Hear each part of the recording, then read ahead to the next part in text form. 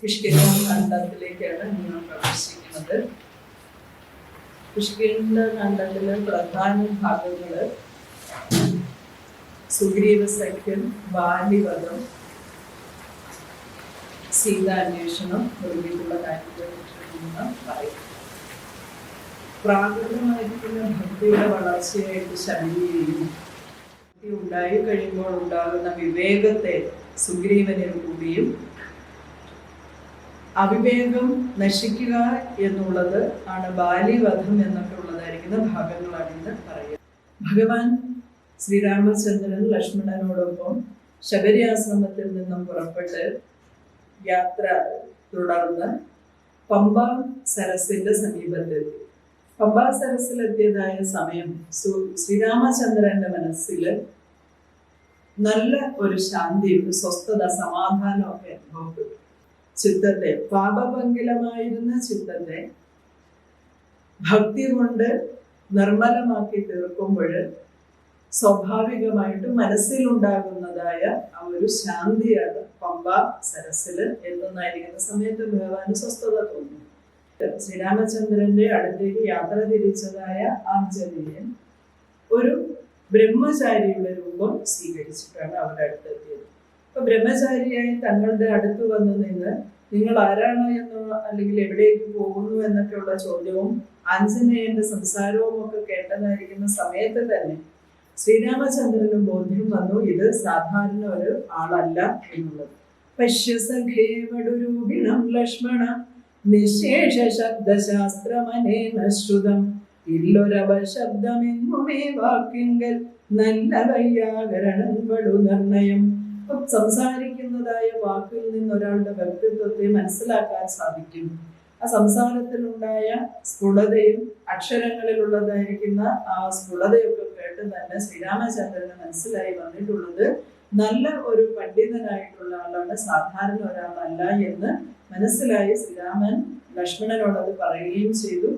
പിന്നീട് പരസ്പരം കാര്യങ്ങൾ പറഞ്ഞ് മനസ്സിലാക്കി സുഗ്രീവന്റെ അവസ്ഥയും പറഞ്ഞ് ശ്രീരാമചന്ദ്രന്റെ അവസ്ഥ ആഞ്ജനേയനോട് പറഞ്ഞ് യഥാർത്ഥത്തിലുള്ളതായിരിക്കുന്ന തന്റെ രൂപത്തെ കാണിച്ച് സുഗ്രീവനുമായിട്ട് സഖ്യം ചെയ്താൽ രണ്ടുപേരുടെ പ്രശ്നങ്ങൾക്കും പരിഹാരമാകുമെന്ന് പറഞ്ഞ് അങ്ങനെ സുഗ്രീവന്റെ അടുത്തേക്ക് ഭഗവാനെയും ലക്ഷ്മണനെയും കൊണ്ടുപോവുകയും അവിടെ വെച്ച് അഗ്നിസാക്ഷിയായി പരസ്പരം അവര് സഖ്യം ചെയ്ത് ഉറപ്പിക്കുകയും ചെയ്തു. രണ്ടുപേരും പരസ്പര കാര്യത്തിന് സാധ്യതയ്ക്ക് വേണ്ടിയിട്ട് നിലകൊള്ളാം എന്നുള്ളതായിരിക്കുന്ന ആ ഒരു പ്രതിജ്ഞയും ചെയ്തു.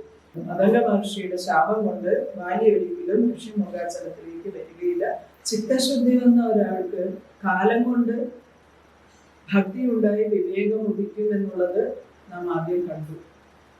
വിവേകത്തെ സുഗ്രീവനായിട്ടും അവിവേകത്തെ ബാലിയായിട്ടും ഇവിടെ ചിത്രീകരിച്ച് പറയുകയാണ് ചെയ്യുന്നത്.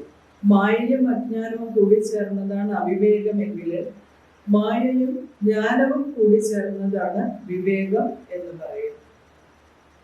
രണ്ടും കണ്ടാൽ ഒരുപോലെ തന്നെ ഇരിക്കും, തിരിച്ചറിയാൻ കുറച്ചൊരു പ്രയാസമാണ്. അതുകൊണ്ടാണ് ബാലിയെയും സുഗ്രീവനെയും യുദ്ധത്തില് മനസ്സിലാക്കാൻ ശ്രീരാമചന്ദ്രന് മനസ്സിലാക്കാൻ സാധിക്കാതെ വന്നത്. രണ്ടാളും ഒരുപോലെ തന്നെ തോന്നി എന്നുള്ളത് കൊണ്ട് അങ്ങനെ ജീവിക്കേണ്ടതായിരിക്കുന്ന രണ്ട് സഹോദരന്മാര് അവര് ബദ്ധശത്രുക്കളെ പോലെയാണ് ജീവിച്ചോണ്ട് വരുന്നത് ഇപ്പോഴും. അതിന്റെ പിന്നിലുള്ള കാരണം എന്ന് പറഞ്ഞാൽ വളരെ നിസ്സാരമായിട്ടുള്ള കാരണം തന്നെയാണ്. വേണമെങ്കിൽ പറഞ്ഞ് പരിഹരിക്കാവുന്ന ഒരു പ്രശ്നത്തിന്റെ പേരില് രണ്ടുപേരും തമ്മിൽ ശത്രുക്കളായിട്ട് ജീവിച്ചു വരും. പ്രപഞ്ചത്തില് മനുഷ്യർ ഒരുപക്ഷെ ഇന്നുള്ള നമ്മുടെ ഈ കാലഘട്ടത്തിലും ഇത് മിക്കവാറും നടക്കുന്നതായിരിക്കുന്ന കാര്യമാണ് പറയണത് ആചാര്യൻ. നമ്മളൊക്കെയും ഒറ്റയ്ക്കാണ് ജനിക്കുന്നത്, മരണവും അങ്ങനെ തന്നെയാണ്. അപ്പൊ ഈ ജനനത്തിനും മരണത്തിനും ഇടയിലുള്ളതായിരിക്കുന്ന ഈ ചെറിയൊരു സമയം നമുക്കാർക്കും നിയന്ത്രിക്കാൻ പറ്റുന്നതല്ല, നമ്മുടെ നിയന്ത്രണത്തിന് പരിധിക്ക് അപ്പുറത്താണ് എന്നും ഉണ്ടെങ്കിൽ പോലും മരണം ഏത് സമയത്താണ് എങ്ങനെയാണ് നമ്മെ വന്ന് വിഴുങ്ങുന്നതെന്ന് നമുക്ക് അറിയില്ല എങ്കിൽ പോലും വളരെ ക്ഷണികമായിരിക്കുന്ന ഒരു നീർപ്പോളയുടെ അത്രയും പോലും ഇല്ലാത്തതായിരിക്കുന്ന ഈ ജീവിതത്തിൽ, വളരെ ക്ഷണം നേരം കൊണ്ടില്ലാതായി പോകുന്ന ഈ ജീവിതത്തിൽ നമ്മൾ പരസ്പരം മത്സരിക്കുകയും അന്യോന്യ വൈരാഗ്യ മനസ്ഥിതിയോട് കൂടിക്കൊണ്ട് ജീവിക്കുകയും ചെയ്യുകയാണ്. അപ്പോൾ കൂടിയല്ല പിറക്കുന്ന നേരത്തും കൂടിയല്ല മരിക്കുന്ന നേരത്തും മധ്യേ ഇങ്ങനെ കാണുന്ന നേരത്ത് മത്സരിക്കുന്നതെന്തിനു നമ്രത. നമുക്കാർക്കും ജ്ഞാനപ്പാന കേട്ടാലോ മനസ്സിലാവില്ല. കാര്യമൊക്കെ നമുക്കറിയാം. ഇതൊക്കെ വളരെ ക്ഷണികമാണ്, വളരെ കുറച്ചേ ഉള്ളൂ ജീവിതം, അധിക സമയമൊന്നുമില്ല, ഒറ്റയ്ക്കാണ് വന്നത് പ്രപഞ്ചത്തിലേക്ക്. ഇവിടെ നിന്ന് യാത്ര തിരിക്കേണ്ടതും ഒറ്റയ്ക്കാണ്. അതിനിടയിൽ ഉള്ള ക്ഷണികമായിരിക്കുന്ന ഒരു സമയം മാത്രമേ ഉള്ളൂ. അപ്പോൾ ഒരു മത്സരത്തിൻ്റെയോ ശത്രുതയുടെയോ ഒന്നും ആവശ്യമില്ല എന്ന് നമുക്കറിയാമെങ്കിലും നമ്മളതൊക്കെ മറന്നുപോകും. എണ്ണി എണ്ണി കുറയുന്നിതായുസും മണ്ടി മണ്ടി കരേറുന്നു മോഹവും. എങ്ങനെയാണ് കുറച്ചുകൂടി സമ്പാദിച്ചുകൊണ്ട് കുടുംബത്തിലുള്ളവർക്ക് വേണ്ടി മാറ്റിവെക്കാൻ സാധിക്കുന്നതെന്ന്, ഇങ്ങനെയുള്ളതായിരിക്കുന്ന കാര്യങ്ങളൊക്കെ ചിന്തിച്ച് അങ്ങനെ ഇരിക്കുന്നതായിരിക്കുന്ന സമയത്ത് യുദ്ധമോരോന്ന് ചിന്തിച്ചിരിക്കവേ ചത്തുപോകുന്നു പാപം ശിവ ശിവ. ഈ വിചാരിച്ചുകൊണ്ടിരിക്കുന്ന സമയത്ത് തന്നെ ഈ പ്രപഞ്ചത്തിൽ നിന്ന് യാത്രയാവുകയും ചെയ്യുകയാണ്.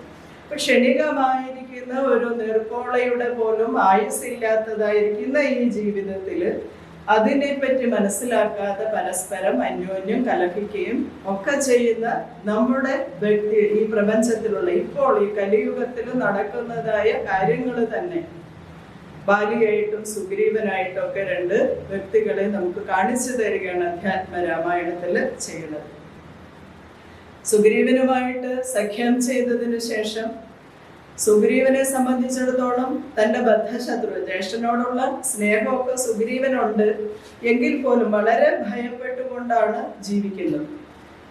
ഒരേ അമ്മയ്ക്ക് രണ്ട് അച്ഛന്മാര് പിറന്നതായിരിക്കുന്ന മക്കളാണ് ബാലിയും സുഗ്രീവനും. ബാലിയുടെ അച്ഛൻ ഇന്ദ്രനാണ്, സുഗ്രീവന്റെ അച്ഛൻ സൂര്യനാണ്. പക്ഷെ ഇവരുടെ രണ്ടുപേരുടെയും അമ്മ ഒരാളാണ്, ആരുണി ദേവി. ആരുണി ദേവി യഥാർത്ഥത്തില് അരുണൻ എന്ന സൂര്യന്റെ തേരിന്റെ തേരാളിയാണ്. അപ്പൊ അരുണന് ഒരിക്കല് സൂര്യനെ പ്രദക്ഷിണ പദം തടസ്സപ്പെടുത്താൻ വിന്ധ്യപർവ്വതം തീരുമാനിച്ചപ്പോഴ് സാധാരണ പോലെ സൂര്യൻ അങ്ങനെ ചുറ്റി രാവിലെ കിഴക്കുതിച്ച് യാത്ര ചെയ്ത് വന്നപ്പോഴേക്കും ആ വിന്ധ്യപർവ്വതം ഒന്നങ്ങോട്ട് ഉയർന്നു നിന്നു.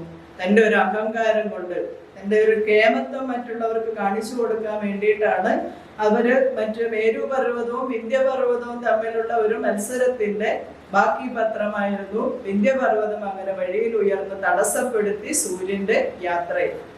തടസ്സപ്പെടുത്തിയ സമയത്ത് സൂര്യന് തേര് യാത്ര ചെയ്യാൻ പറ്റാതെ നിന്നപ്പോൾ അഗസ്ത്യ മഹർഷി വരേണ്ടി വന്നു വിന്ധ്യപർവ്വതത്തിന്റെ അഹങ്കാരത്തെ അടക്കാൻ. അപ്പൊ ഈ ഇടയ്ക്ക് കിട്ടിയതായിരിക്കുന്ന സമയത്ത് തേരാളിയായിരിക്കുന്ന അരുണൻ അപ്പോഴാണ് അറിഞ്ഞത് ഇന്ദ്രസദസ്സിൽ നൃത്തം നടക്കുന്ന കാര്യമൊക്കെ. അങ്ങനെയുള്ളതായിരിക്കുന്ന ആ നൃത്തം ഒന്ന് കാണണം. കാരണം ദേവസുന്ദരികളാണ്, രംഭയും തിലോത്തമയും തുടങ്ങിയതായിരിക്കുന്ന ആളുകളൊക്കെയാണ് ഇന്ദ്രസദസ്സിലുള്ളത്. അപ്പൊ അവരെ കാണണം, അവരുടെ നൃത്തം കാണണമെന്ന് തീരുമാനിച്ച് അരുൺ ഇനി കിട്ടിയ സമയത്ത് ഇന്ദ്രലോകത്തിലെത്തി. പക്ഷെ അകത്തേക്ക് കടക്കണമെന്നുണ്ടെങ്കിൽ സ്ത്രീ രൂപം എടുത്താൽ മാത്രമേ നൃത്ത മണ്ഡപത്തിലേക്ക് കടക്കാൻ സാധിക്കൂ. അതുകൊണ്ട് അരുണൻ ഒരു സ്ത്രീ ആയിട്ട് മാറി.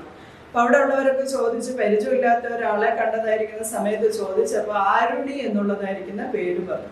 ഈ ആരുണി എന്നുള്ള പേര് പറഞ്ഞ് ഇന്ദ്രസഭയിൽ ഇരുന്ന് നൃത്തമൊക്കെ കണ്ടു കഴിഞ്ഞപ്പോൾ ഇന്ദ്രന് ആരുണിയില് ആകൃഷ്ടനായി. ആരുണിയുടെ സൗന്ദര്യത്തില് ആകൃഷ്ടനായ ഇന്ദ്രൻ ആരുണിയില് മോഹിതനാവുകയും അങ്ങനെ ഇന്ദ്രന് ആരുണിയിലുണ്ടായ മകനാണ് ബാലി. ഇതെല്ലാം കഴിഞ്ഞിട്ട് തിരിച്ചു വന്നതായിരിക്കുന്ന സമയത്ത് സൂര്യന് ദേഷ്യം വന്നു. കുറെ നേരമായിട്ട് തേരാളിയെ കാണാനില്ല, എവിടെ പോയി എന്ന് ചോദിച്ച സമയത്ത് ഉണ്ടായ സംഭവം പറഞ്ഞു. ഉണ്ടായ കാര്യം പറഞ്ഞപ്പോൾ അങ്ങനെയാണെങ്കിൽ എനിക്കും കാണണമെന്നായി ആ സ്ത്രീ രൂപം. സൂര്യന്റെ മുൻപില് അരുണൻ തന്റെ സ്ത്രീ രൂപത്തെ കാണിച്ചു കൊടുത്തപ്പോൾ ഇന്ദ്രന്റെ അവസ്ഥ തന്നെയായി സൂര്യനും. ആ സൗന്ദര്യം കണ്ടു മയങ്ങിയപ്പോൾ സൂര്യനും അരുണിയിൽ ആകൃഷ്ടനായി. അങ്ങനെ ലഭിച്ച പുത്രനാണ് സുഗ്രീവൻ. ഒരമ്മ തന്നെയാണ്, അച്ഛന്മാര് രണ്ടാണെങ്കിലും സഹോദരങ്ങളായിട്ട് ജീവിക്കേണ്ടവര് തമ്മിൽ ഇങ്ങനെ പ്രശ്നങ്ങൾ ഉണ്ടായി. ഈ പ്രശ്നങ്ങൾ പോകുമ്പോഴാണ് പിന്നീട് ഇങ്ങനെയുള്ള കാര്യങ്ങളൊക്കെ ഉണ്ടായത്. ഋഷ്യമൂകാചലത്തില് വന്നുപെടാൻ ബാലിക്ക് സാധിക്കില്ല. കാരണം പണ്ട് ശാപം വാങ്ങിച്ചിട്ടുള്ളത് കൊണ്ട് വരാൻ പറ്റാതിരിക്കുന്നത് കൊണ്ടാണ് ഋഷ്യമൂകാചലത്തിൽ വന്നിട്ട് സുഗ്രീവൻ താമസിക്കുന്നതും അങ്ങനെ സഖ്യം ചെയ്തതും. പക്ഷെ ഭഗവാന്റെ നിർദ്ദേശപ്രകാരം അങ്ങനെ യുദ്ധത്തിനായിക്കൊണ്ട് പോയത്. ആദ്യത്തെ തവണ പരാജയപ്പെട്ട് തിരിച്ചു പോന്നു. അച്ഛൻ കൊടുത്തൊരു മാല ബാലിക്കുമുണ്ട്, അച്യുതൻ നൽകിയ മാല സുഗ്രീവനും. ഭേദമില്ലൊന്നുകൊണ്ടും തമ്മിലെങ്കിലും ഭേദിച്ചിതർക്കതനയനു വിഗ്രഹം. അച്ഛന് നൽകിയതായിരിക്കുന്ന മാലയും അച്യുതൻ നൽകിയ മാല സുഗ്രീവന്റെ കഴുത്തിലും ഉണ്ടെങ്കിലും അവസാനം ആ വൃക്ഷത്തിന് മറന്നു നിന്നുകൊണ്ട് വൃക്ഷഷണ്ഡം മറഞ്ഞാശു മഹേന്ദ്രമാമസ്ത്രം തൊടുത്തു വലിച്ചു നിറച്ചുടൻ വിദ്രുതമാറയച്ചരുളിടിനാൻ ചെന്നതു ബാലിതന്മാരിൽ തറച്ചളവൊന്നങ്ങലറി വീണിടിനാൻ ബാലിയും. ഭഗവാൻ അങ്ങനെ വൃക്ഷത്തിന് മറന്നു നിന്നുകൊണ്ട് ബാണമെയ്തപ്പോഴത് ബാലിയുടെ ഹൃദയത്തിൽ തന്നെ തറയ്ക്കുകയും ബാലി അവിടെ മറിഞ്ഞ് വീഴുകയും ചെയ്തു. അങ്ങനെ വീണതായിരിക്കുന്ന ബാലി ആദ്യം മോഹാലസ്യപ്പെട്ട് അങ്ങനെ വീണു. പിന്നീട് കുറച്ചു സമയം കഴിഞ്ഞ് കണ്ണു തുറക്കുമ്പോഴാണ് ബാലി കാണുന്നത് തന്റെ അടുത്ത് നിൽക്കുന്നതായിരിക്കുന്ന ബാണവും ദക്ഷിണ ഹസ്തേ ധരിച്ചന്യ ബാണിയിൽ ചാപവും ചീരവസനവും തൂണീരവും മൃദുസ്മേരവദനവും ചാരുജടാമകുടം പൂണ്ടിടം പെട്ട മാറിടത്തിങ്കൽ വനമാലയും പൂണ്ട് ചാർവായുധങ്ങളായുള്ള ഭുജങ്ങളും ദുർവാദളച്ചവി പൂണ്ട ശരീരവും പക്ഷഭാഗേ പരിസേവിതന്മാരായ ലക്ഷ്മണ സുഗ്രീവന്മാരെയും അഞ്ജസ്.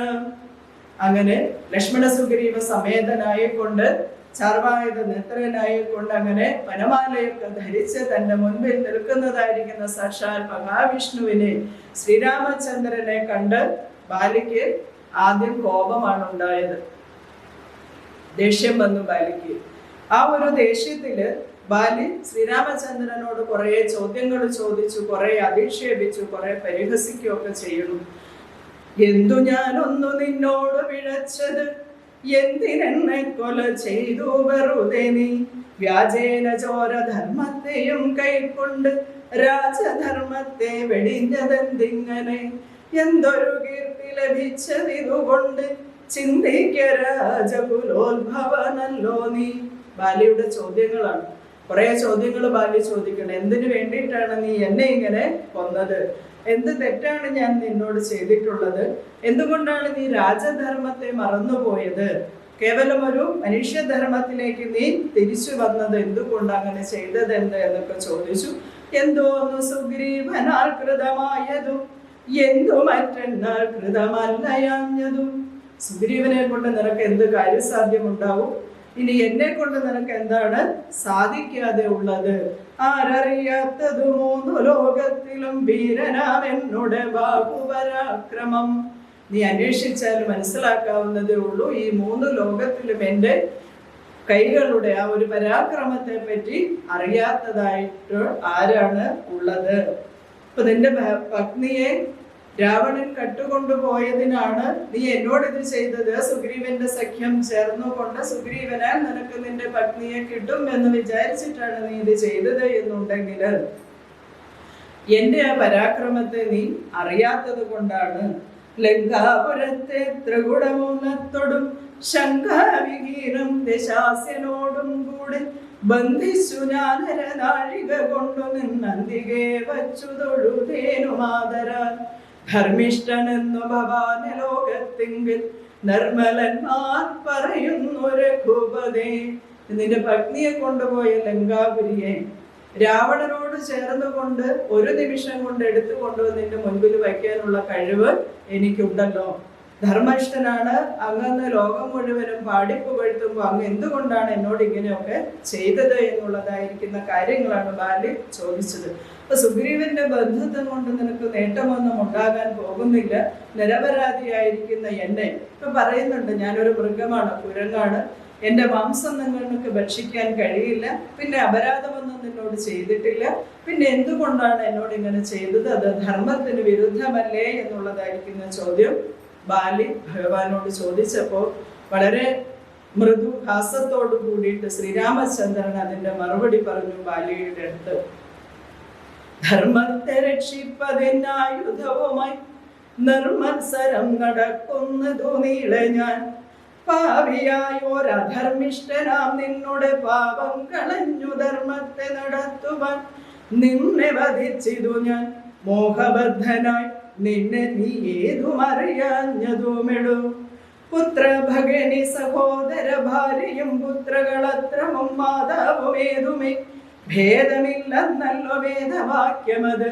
ചേതസി മോഹാൽ പരിഗ്രഹിക്കുന്നവൻ പാപികളിൽ വച്ചുമേറ്റം മഹാഭാവി. താപമവർക്കതിനാലേ വരുമല്ലോ. മര്യാദ നീക്കി നടക്കുന്നവർകളെ ശൗരമേറും നൃപന്മാർ ഗ്രഹിച്ചത്. ധർമ്മസ്ഥിതി വരുത്തും ധരണീതലേ നിർമ്മലാത്മാ നീ നിരൂപിക്ക മാനസേ. ശ്രീരാമചന്ദ്രൻ ബാലിയോട് താൻ ചെയ്തതായിരിക്കുന്ന കാര്യത്തിന്റെ ധർമ്മത്തെ വിശദീകരിച്ചു കൊടുത്തു. നീ ചോദിച്ച കാര്യങ്ങളൊക്കെ ശരിയാണ്. നിനക്ക് യാതൊരു തരത്തിലുള്ളതായിരിക്കുന്ന ശത്രുതയും എനിക്ക് നിന്നോടില്ല എന്ന് നീ പറയുമ്പോഴും നീ പറഞ്ഞിട്ടുള്ള കാര്യങ്ങളെല്ലാം ശരിയായിട്ടുള്ളത് തന്നെയാണ്. നിന്റെ ചോദ്യം വളരെ ന്യായമായിട്ടുള്ളതാണ്. പക്ഷേ ന്യായവും സത്യവും ലോകത്തില് ഒന്നാവാനായിട്ട് ചിലപ്പോഴെങ്കിലും വിരോധമില്ല എന്ന് ഭഗവാൻ പറയാം. ചില സമയങ്ങളിലൊക്കെ നമുക്ക് തോന്നും നമ്മൾ പറയുന്ന കാര്യങ്ങൾ, നാം ചെയ്യുന്ന കാര്യങ്ങളൊക്കെ ന്യായമല്ലേ എന്നുള്ള ചോദ്യം പലപ്പോഴും നമ്മുടെ ഭാഗത്ത് ഉണ്ടാവാറുണ്ട്. അപ്പൊ ന്യായവും സത്യവും എന്ന് പറയുന്നത് ഒന്നാണ്. എന്നാൽ യഥാർത്ഥത്തിൽ ഇത് മിക്ക സമയത്തും രണ്ടായിട്ടാണ് ഇരിക്കുന്നത് എന്നാണ് പറഞ്ഞത്. ഭഗവാൻ പറയുന്നത് ന്യായം എന്നുള്ളത് പറയാനും സത്യം എന്നുള്ളത് അനുഭവിക്കാനുമുള്ളതാണ്. അതാണ് അതിന്റെ വ്യത്യാസം. ന്യായം നമുക്ക് ആർക്ക് വേണമെങ്കിലും പറയാം, നമ്മുടെ ഏത് പ്രവൃത്തിയെയും നമുക്ക് ന്യായീകരിക്കാം, അതിൽ നമുക്ക് നീതി കണ്ടെത്താൻ സാധിക്കും, അതിന് വിരോധമില്ല. പക്ഷെ സത്യം എന്നുള്ളത് അങ്ങനെയല്ല, അത് അനുഭവിച്ചറിയേണ്ടതാണെന്ന് പറയും. അസത്യമായിരിക്കുന്ന കാര്യങ്ങൾ പലപ്പോഴും ന്യായമായിട്ട് വരാം, എന്നാലോ സത്യം ഒരിക്കലും അന്യായമായിട്ട് ഉണ്ടാവുകയില്ല എന്ന് ഭഗവാൻ പറയുകയാണ് ചെയ്യുന്നത്. ഈശ്വരൻ എന്നുള്ളത് സത്യമാണ്, ന്യായം എന്നുള്ളത് മാത്രമല്ല ഈശ്വരൻ. ഈശ്വരൻ എപ്പോഴും സത്യത്തിന് വേണ്ടി നിലകൊള്ളും. ഈശ്വരൻ എപ്പോഴും സത്യസ്വരൂപനായിട്ട് തന്നെ നിൽക്കുമ്പോൾ ഈശ്വരനെ സംബന്ധിച്ചിടത്തോളം ന്യായത്തെക്കാൾ കൂടുതലായിട്ട് സത്യത്തിനാണ് പ്രാധാന്യം. സത്യത്തെ സംരക്ഷിക്കുന്നതിന് വേണ്ടിയിട്ടാണ് ഭഗവാൻ ഭൂമിയിൽ അവതാരം എടുത്തിട്ടുള്ളത് എന്ന് പറയും. അപ്പൊ സത്യത്തിന്റെ ദൃഷ്ടിയിൽ, കേവലം പ്രപഞ്ചത്തിന്റെ ദൃഷ്ടിയിൽ നോക്കുമ്പോൾ ബാലിയെ കൊന്നത് ന്യായമല്ല, അന്യായമാണ് എന്ന് പറഞ്ഞാലും ധർമ്മ സംസ്ഥാപനാർത്ഥം ഭൂമിയിൽ വന്ന് അവതരിച്ചതായിരിക്കുന്ന ഭഗവാനെ സംബന്ധിച്ചിടത്തോളം അസുരന്മാരെ നിഗ്രഹിക്കുകയും ദുഷ്ടന്മാരെ നിഗ്രഹിക്കുകയും ആ അധർമ്മത്തെ ഇല്ലായ്മ ചെയ്യുകയും ധർമ്മത്തെ പുനഃസ്ഥാപിക്കുകയും എന്നുള്ളതാണ് ഈശ്വരന്റെ നീതി. ആ നീതി നടപ്പാക്കുന്നതിന് വേണ്ടിയിട്ടാണ് ഭഗവാൻ അവതാരമെടുത്തത്. അതുകൊണ്ട് തന്നെ കേവലമുള്ള ഒരു പ്രാപഞ്ചികമായിരിക്കുന്ന ജീവിതത്തിന്റെ ന്യായത്തെ ബാലി പറയുമ്പോൾ ഭഗവാൻ അതിനെ അങ്ങനെയല്ല എന്ന് പറയണം. ഇപ്പൊ ലോകത്ത് ധർമ്മം നടപ്പാക്കുന്നതിന് വേണ്ടിയിട്ടാണ് ഞാൻ വന്നിട്ടുള്ളത്. ബാലിയെ സംബന്ധിച്ചിടത്തോളം സത്യപരിപാലനത്തില് ധർമ്മം എന്നുള്ളത് അവതാരോദ്ദേശമായിട്ട് വരുന്നത് കൊണ്ട് തന്നെ രാവണനെ പോലുള്ളതായിരിക്കുന്ന ഒരാളുമായിട്ട് സഖ്യം ചെയ്താണ് ബാലി ജീവിക്കുന്നത്. അതുപോലെ യാതൊരാവശ്യവുമില്ലാതെ സുഗ്രീവൻ പറഞ്ഞതായ വാക്കുകളെ വിശ്വസിക്കാതെയാണ് ബാലി സുഗ്രീവനെ നാട്ടിൽ നിന്ന് പുറത്താക്കിയതും സുഗ്രീവനെ കൊല്ലാൻ വേണ്ടി പുറകെ ഓടിച്ചത്. ഇങ്ങനെ ഒരുപാട് അന്യായങ്ങൾ ചെയ്തിട്ടുള്ള ആളാണ് ബാലി. അതുകൊണ്ട് തന്നെ ബാലി പറയുന്ന തന്റെ നിസ്സാരത, ഞാൻ നിരപരാധി അല്ലേ എന്നുള്ള ചോദ്യം ശരിയല്ല എന്നാണ് പറയുന്നത്. അപ്പൊ അധർമ്മം ചെയ്യുന്നവരെ ഇല്ലായ്മ ചെയ്യാൻ വേണ്ടിയിട്ടാണ് ഞാൻ വരണത്. അങ്ങനെയുള്ളതായിരിക്കുന്ന ആളുകളെ ഞാൻ ഈ ലോകത്ത് നിന്ന് ഇല്ലാതാക്കും എന്നുള്ളതായിരിക്കുന്ന കാര്യങ്ങളൊക്കെ ഭഗവാൻ ബാലിയുടെ അടുത്ത് തന്റെ അവസ്ഥ, അല്ലെങ്കിൽ എന്താണ് താനിത് ചെയ്യാൻ കാര്യം, എന്താണ് വൃക്ഷത്തിന് മറിഞ്ഞു നിന്ന് ഒളിച്ചു നിന്ന് വധിച്ചതെന്നൊക്കെയാണ് ബാലി ചോദിച്ചത്. ഒരു രാജാവിന്റെ ധർമ്മം അനുസരിച്ച് നേരിട്ട് യുദ്ധം ചെയ്യുകയല്ലേ ചെയ്യേണ്ടതെന്ന് ചോദിച്ചപ്പോഴാണ് പറഞ്ഞത്, നേരിട്ട് യുദ്ധം ഒരാളോട് ചെയ്യണമെങ്കിൽ വ്യക്തിപരമായിരിക്കുന്ന ശത്രുതയോ എന്തെങ്കിലും വിരോധമോ ഉണ്ടെങ്കിൽ മാത്രമേ നേരിട്ട് യുദ്ധം ചെയ്യാൻ പാടുള്ളൂ എന്നുള്ളതാണ് യുദ്ധനീതി.